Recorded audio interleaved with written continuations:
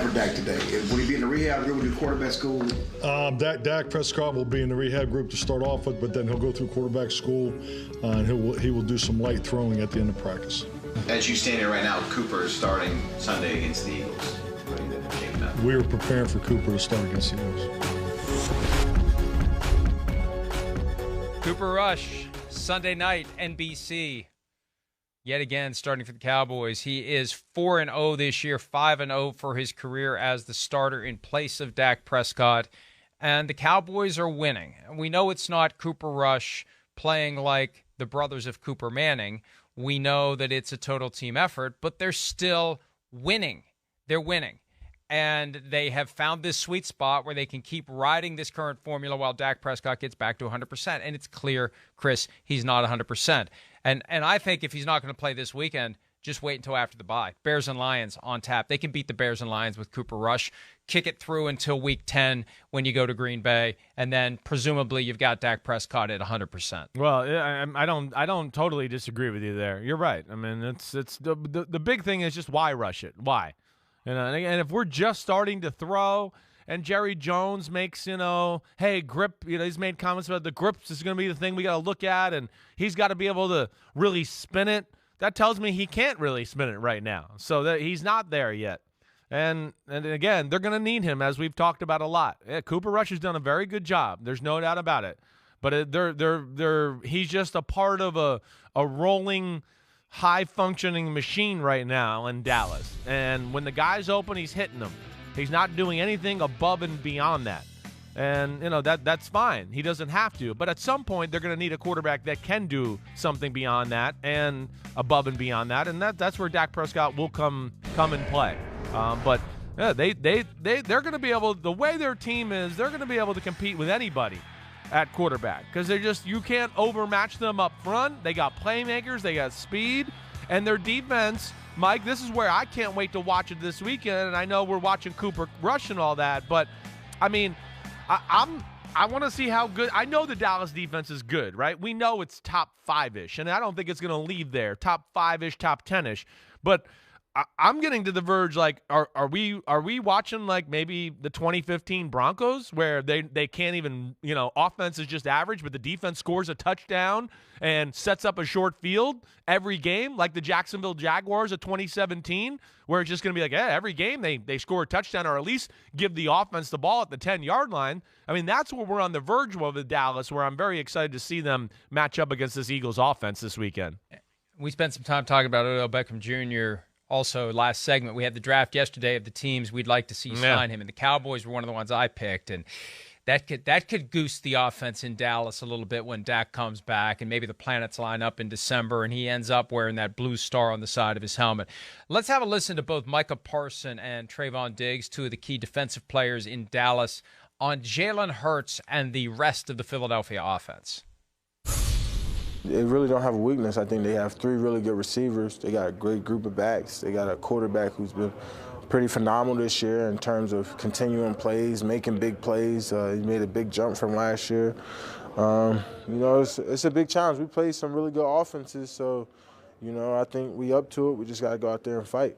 I see that he's a lot better from last year. I play with him. I know how hard he works. I know his work ethic. I know he's always going to get better every year, So, we just got to be prepared, He's doing really good this season, and we just got to come ready. Where have you seen the improvement that he's made? His decision-making, his making the right decisions, throwing the ball, his running ability, everything, his whole game increased, so.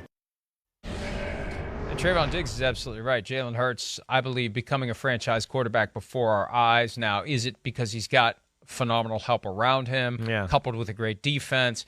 But he's still playing much better than I ever thought that he would.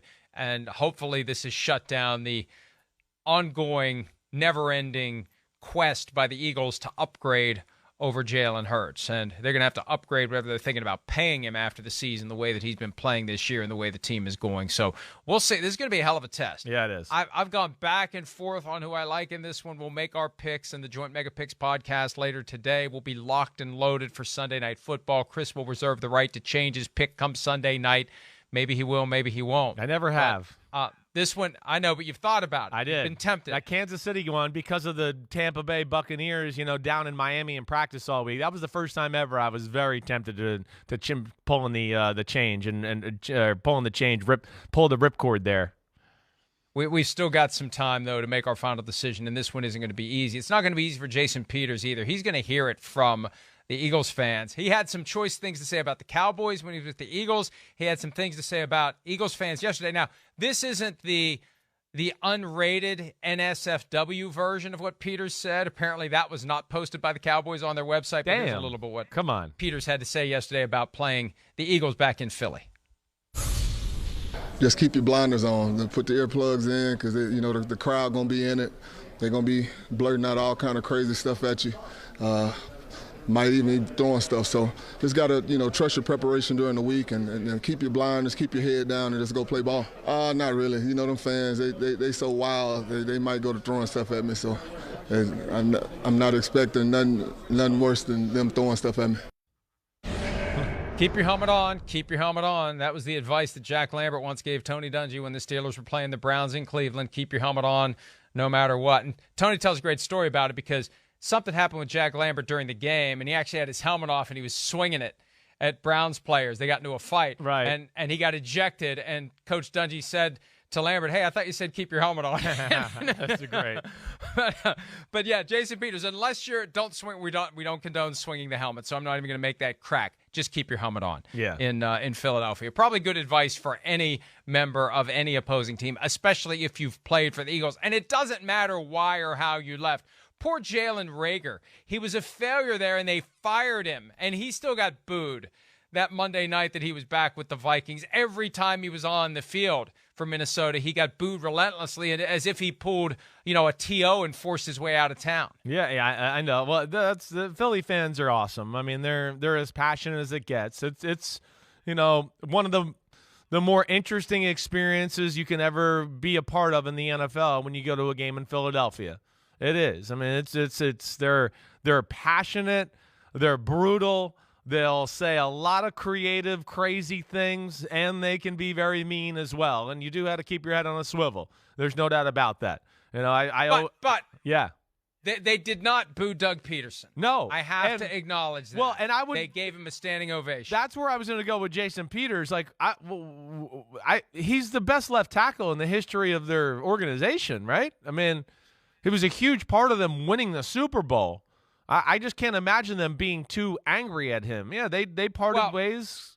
What? He's playing for the Cowboys. I know. I mean, if Doug Peterson was the Cowboys coach, I don't think it would add to the fuel. Ovation. You're right. There's nobody they hate more than the Cowboys for sure. But that's just another element that adds to this game. And then it's just that, and like we were talking about a minute ago, that great defense against what you heard Trayvon Diggs and Michael Parsons talk about, an offense that really doesn't have a weakness. And the one thing Dallas did last year in their first matchup against them was, and I think Philadelphia dropped the ball a little bit, Philadelphia didn't run the ball. They threw the ball too much and really got manhandled in Dallas early on in the football season. That's my one little issue with Philadelphia. And you've heard me say this, I think, a few weeks in a row. They're a little too quick to go, let's throw the ball, let's throw the ball, let's throw the ball. And I'm going to go, your offensive line is dominant. Let's play through that a little bit more here. And there's at times where I feel like they do get a little bit pass happy. But at the same time, it's the formula is working. And like you said, Jalen Hurts has been good. There's no doubt. I'm still not like, oh my gosh, Jalen Hurts, this is amazing. The game is very easy for him because the team is phenomenal. I mean, you can watch a game, right? Like I was watching the Washington game on film yesterday because I wanted to go back and get another feel for Washington and all that.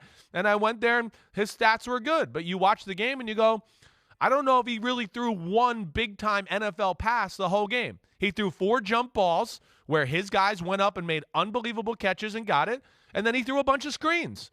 And so that's where, I get people that tweet at me like, why don't you consider him like Mahomes or Josh Allen? I'm like, are we on the same planet? Are we watching the same game? One guy's on a team that's borderline all-star team. The other 2 guys they do everything for the team. They are the team. Everything goes through them. And that's where he's solidified himself as the starting quarterback of the Eagles and in the NFL. It's just, to me now, let's evaluate how good is it, How much money does he get? All of those things are going to be, I think, dictated by what we see here as we go on through the season. Hi, it's Mike Florio. Thanks for watching PFT on YouTube. Hit subscribe for the latest news and analysis from Pro Football Talk.